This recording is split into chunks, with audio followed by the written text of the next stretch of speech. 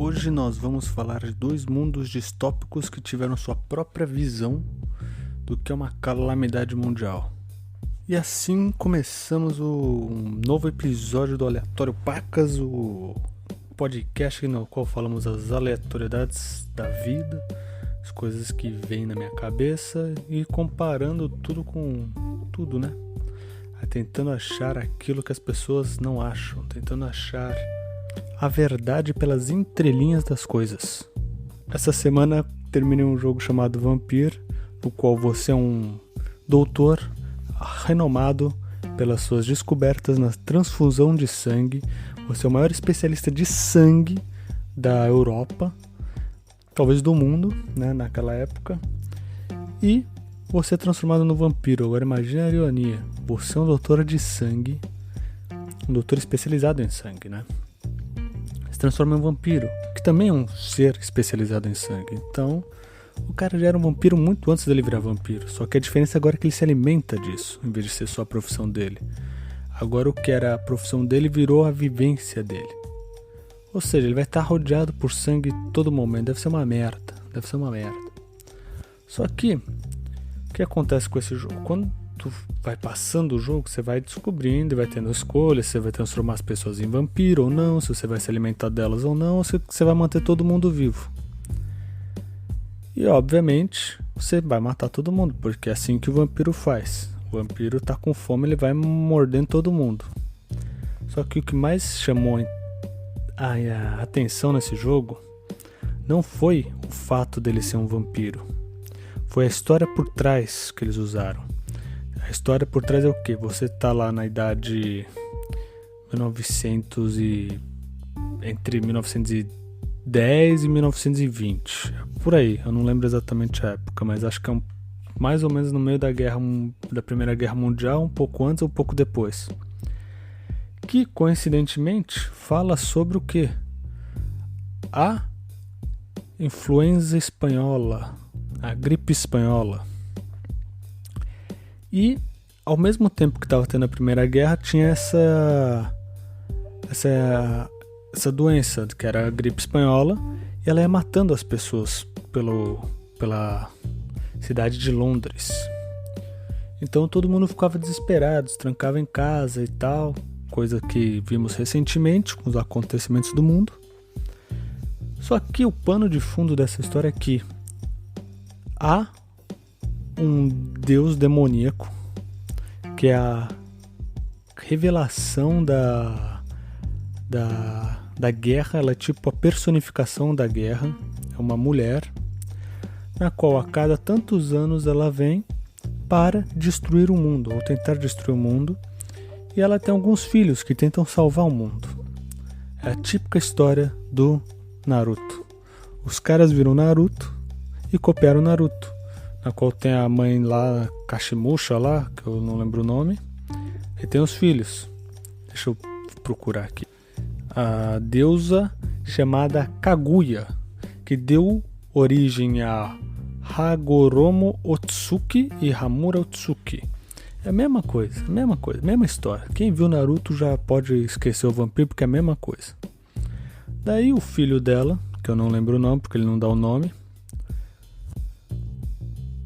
ele, a cada geração que a mãe fica puta, ela solta uma doença. Então a peste negra era uma doença para eliminar todo mundo, a gripe espanhola era outra doença para matar todo mundo, e talvez o coronavírus seja uma doença para matar todo mundo. Daí esse ser, que é o filho dela, ele escolhe um campeão, transforma esse campeão em vampiro, e ele tem que ir lá e bater na mãe dele.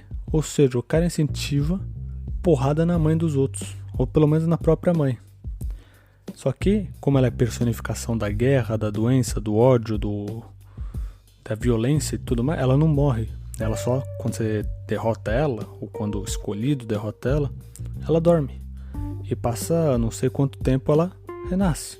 E vai se repetindo esse ciclo para sempre. Ou seja, os caras inventaram uma história que pode ser infinita.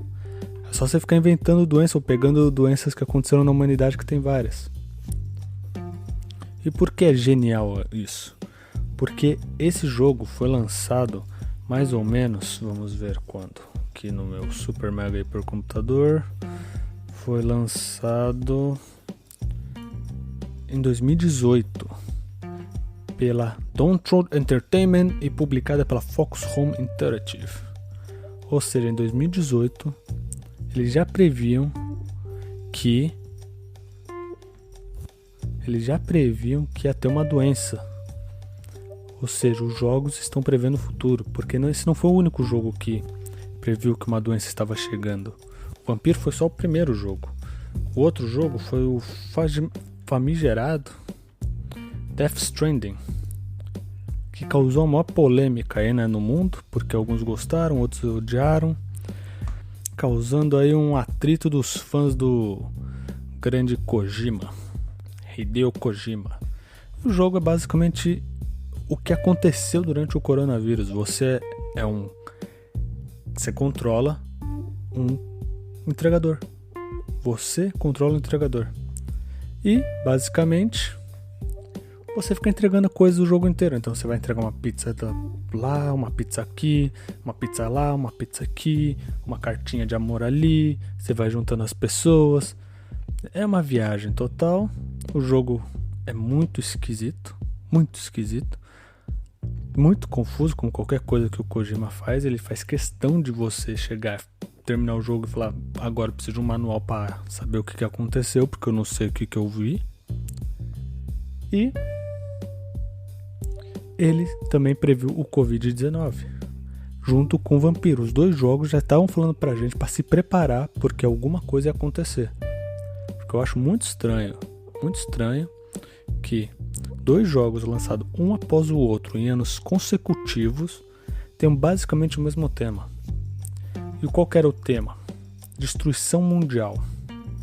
Porque no Death Stranding acontece a mesma coisa.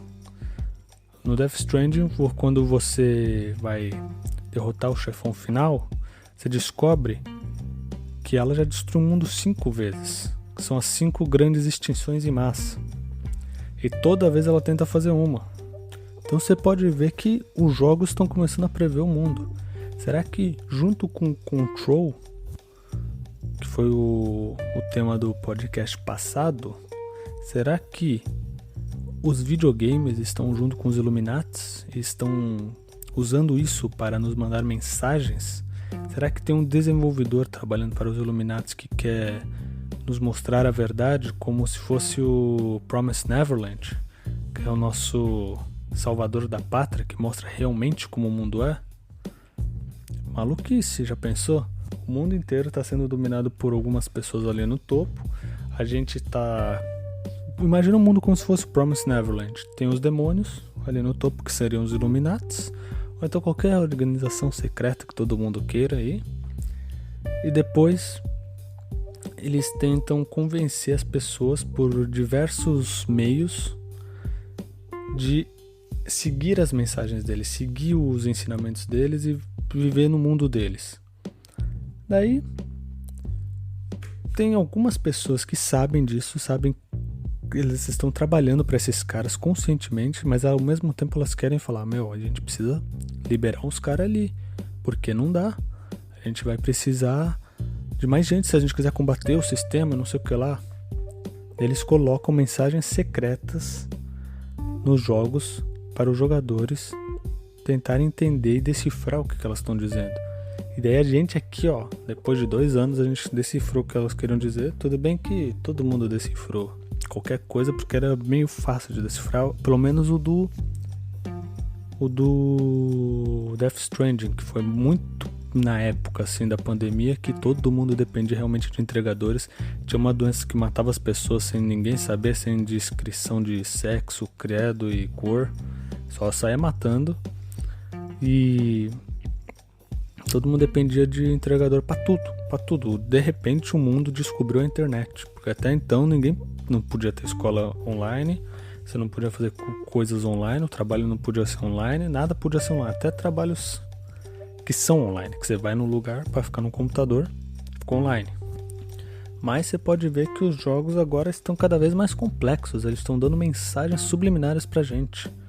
E é por isso que eu aconselho todo mundo a jogar esses 2 jogos. São 2 jogos que faz você questionar tudo que está à sua volta, até mesmo o que não está ali.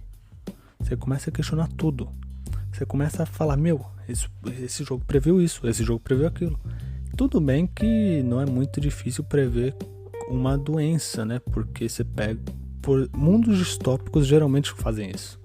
Mundos distópicos geralmente eles ou são nucleares ou eles são uma doença. Você tem essas 2 opções. Você pega o Metro Redux, Metro 2033 é nuclear. O BioShock, eu acho que o único diferente é o BioShock, porque o BioShock foi o cara pegando um anarcocapitalismo, indo pro extremo e dando errado porque o ser humano é um filho da puta. Esse é o problema da sociedade. Eles acreditam que o ser humano é bom. Quando nós acreditarmos que o ser humano é o maior filho da puta que existe na face da Terra, o mundo vai passar a ser um lugar melhor. Porque daí a gente não vai confiar nos outros. Vai confiar, mas vai confiar de um jeito suspeito. Porque sempre que dá errado é porque o ser humano tá lá. Sempre, sempre. Você pode ver o BioShock. BioShock é isso, tá lá todo mundo de boa no fundo do mar, assim. Até que chega um cara, fala assim, mano, foda-se, vou foder aquele cara ali. Ele pode, porque dane-se, ele faz o jeito dele pra ganhar o dinheiro dele e não tem regras muito bem delineadas. A única regra que existia era essa. Daí eu tenho um outro jogo que é o Fallout, que é a mesma coisa, que você vai lá, um ataque nuclear. Ou seja, o mundo vai ser dizimado, de acordo com os videogames, ou por uma doença, ou por um ataque nuclear. Agora, eu não sei qual que é pior, porque a doença, de acordo com muitas pessoas, só você se trancar em casa e sair de vez em nunca, que você talvez esteja salvo, a não ser que você seja pego por uma tropa do The Purge, que vai vir querer te esmurrar. Ou se é um mundo com uma guerra nuclear, um mundo que foi contaminado pela radiação. Porque, porra, imagina, você tá lá andando assim bonitinho, daí o que era uma borboleta virou um puta inseto escroto que come cabeças de gente humana e se alimenta das medulas espinhais daquele ser. A borboleta vira um ser que se alimenta de medula espinhal. Ou seja, ela tem que quebrar e ficar chupando o tutano com aquela linguinha dela para se alimentar. E ela não vai ser um bichinho pequenininho, bonitinho. Ela vai ser um puta negócio de tamanho de um carro. E você, como ser humano que ficou debaixo da terra, se fudeu, porque você vai ser normal. Tudo que estava em cima da terra vai se transmutar em algo muito foda, e muito grande, e muito violento. Porque é sempre assim. E os humanos que ficaram em cima da terra ou morreram, ou se fuderam muito e viraram um bando de canibais. Daí eu já misturei tudo, porque do nada eu lembrei de uma história do H.P. Lovecraft, que era exatamente isso. Uma família, por alguma razão, ela se trancou numa casa bem longe de todo mundo e eles ficaram lá. Daí a casa ia aumentando, daí os caras, que porra é aquela? E acho que uma lenda aconteceu e um jornalista tentou resolver. Porque quer tirar a verdade, né? O jornalista, quando eles procuravam a verdade, né? Porque hoje em dia tá foda. Mas esse jornalista queria saber a verdade dessa casa, saber o que tinha acontecido com aquela família lá, por alguma razão, por alguma lenda, ou então por alguma notícia que ele recebeu, uma carta. Bom, enfim, foda-se. Ele vai até a casa e descobre que tá vazia, não tem ninguém ali. Ele fica meio... Porra, como assim não tem ninguém aqui? Tem uma luz aqui toda noite, não sei o que lá, piripi poropó. Daí acho que ele dorme na casa e começa a ouvir uns barulhos rastejando pela parede. E quando ele vê, ele descobre que a família tinha se reproduzido entre si e ficavam cada vez mais esquisitos, porque eles ficavam se reproduzindo na própria família, eles viraram meio que ratos. Eles moravam agora debaixo da terra, meio como roedores. Então era uma mistura de roedores com humanos. E é basicamente o que a radiação vai fazer com os humanos que ficarem em cima da terra. Eles vão se transformar nesse conto do Lovecraft. Nossa senhora, fui longe. Do mundo de calamidades, de destruição mundial, a gente foi pro Lovecraft. Que basicamente é isso, né? Basicamente o Lovecraft, ele é o terror cósmico. Aquele terror que você nem consegue conceber porque ele é tão grande, mas tão grande que você fala assim, não dá nem pra conceber esse horror, mas é muito bom, muito bom. Mas é isso, ó. Eu acho que todo mundo deveria ler H.P. Lovecraft, porque daí todo mundo vai entender as coisas da vida. Porque ele é muito foda como escritor. Um pouco cansativo, um pouco denso demais, mas é muito bom as histórias dele. Porque ele, depois daquilo todos os contos de terror querem imitar ele, só que não conseguem. Você vê o Vampir, tenta, mas não consegue. Você vê o Death Stranding. Tudo bem que esses dois não são de terror, é mais uma aventurazinha safada, sem vergonha, cheio de plot twist olha, isso daqui aconteceu na história porque tem um ser que sempre quer foder tudo. E esse ser, por incrível que pareça, é a personificação humana de algum sentimento que o ser humano tem. É sempre o que o ser humano tem, porque o animal não tem ódio. O animal não tem inveja. O animal não tem... Ele tem 3 coisas. Ele tem fome, sono e território. São 3 coisas que ele tem. Ele não fica com inveja se o outro tá com mais território. Ele não tem inveja. Ele só vai lá e bate no outro pra pegar o território dele e juntar com o dele. Ele só tem isso. Eles têm coisa territorial, fome e querer se reproduzir e sono. São 4 coisas que o animal tem. 4 emoções básicas. O resto é tudo ser humano. A que ponto a gente chegou pra gente achar que a personificação da natureza é baseada em nós? Se a gente é... Tudo bem que hoje em dia a gente é a maioria, mas a gente é só uma espécie. Todas as outras espécies têm os mesmos elementos, menos o ser humano. O ser humano tem mais elementos. Daí a gente pega, porque a gente se acha muito especial, porque talvez nós sejamos especiais. Ou será que nós somos a praga do mundo? Porque de acordo com Matrix, nós somos a praga do mundo. Nós somos gafanhotos que estamos destruindo lentamente o sistema, o ecossistema. Então vai chegar uma hora que não vai ter mais comida, não vai ter mais água, não importa o que. Por quê? Porque a gente se reproduz que nem praga, a gente come que nem praga, a gente faz tudo que nem uma praga. Se a gente olhar para o comportamento dos gafanhotos e do ser humano é igual. É que nem aquele In the Nutshell. Cada vez que eu vejo o vídeo do In the Nutshell, vendo as formiguinhas lá bonitinhas, trabalhando em equipe, fazendo guerra, construindo sociedades extremamente complexas, construindo casulos extremamente complexos, fazendo guerra com armas químicas, fazendo um monte de coisa que eu falo assim, que porra é essa, cara? Que porra é essa? Como é que uma formiga e um ser humano não são tão diferentes? A gente tem o mesmo comportamento de uma formiga, basicamente. Isso é o que mais me deixa estarrecido. Que palavra bonita. Porque a gente vê que a gente é igualzinho ao animal. Igualzinho. Muito frágil, porque a gente é a coisa mais frágil que existe é o ser humano. Um animal frágil que se acha Deus.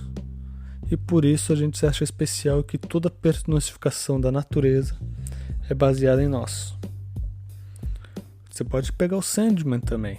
O Sandman é isso. O Sandman é exatamente isso. E agora vem uma pergunta que me veio do nada. Como é que nas outras 5... No Death Stranding, como é que as 5 personificações da morte vieram? Porque na sexta, que seria a do jogo, que você passaria no presente, ela vem em forma humana. Será que quando ela veio matar os dinossauros, ela veio em forma de dinossauro? Só que daí o dinossauro não tinha uma sociedade e tal. O dinossauro só tava lá e tal. Até que ela fosse um meteoro. Mas daí ela não faz muito sentido. É uma pergunta filosófica. Será que os dinossauros se achavam especiais que nem a gente? Ou será que eles só eram que nem os outros animais? Só tinham 4 emoções básicas e se guiavam por ela para fazer tudo. Você vê que esse podcast aqui é uma loucura. Do Vampiro pro Control a gente vai para teorias da conspiração, depois a gente vai para perguntas filosóficas sobre a humanidade. Mas é muito complexo essas questões. Será que os dinossauros eram assim? Como é que será que foi a doença deles? Será que no tempo... Porque o vampiro parte do princípio de que quando chega uma doença para devastar todo mundo, foi porque a mãe natureza, por unificação de forma humana, da violência, né? A mãe violência, tá querendo matar todo mundo que tá ali, porque ela só tem ódio de todo mundo. Daí o filho dela, que é bonzinho, ele quer salvar todo mundo, por alguma razão também que eu não faço ideia. Finge que teve uma pandemia no tempos dos dinossauros. Quem foi o herói? Será que ela contratou um tiranossauro? O filho pegou um tiranossauro, mordeu o tiranossauro e falou: agora você é um tiranossauro vampiro, hein? Só que aquela porra não entende o que é ser um tiranossauro vampiro, porque ele vai fazer o quê? Ele não... Será que ele vai ter a consciência de, tipo, ele não pode andar na luz? Ele não pode andar no sol?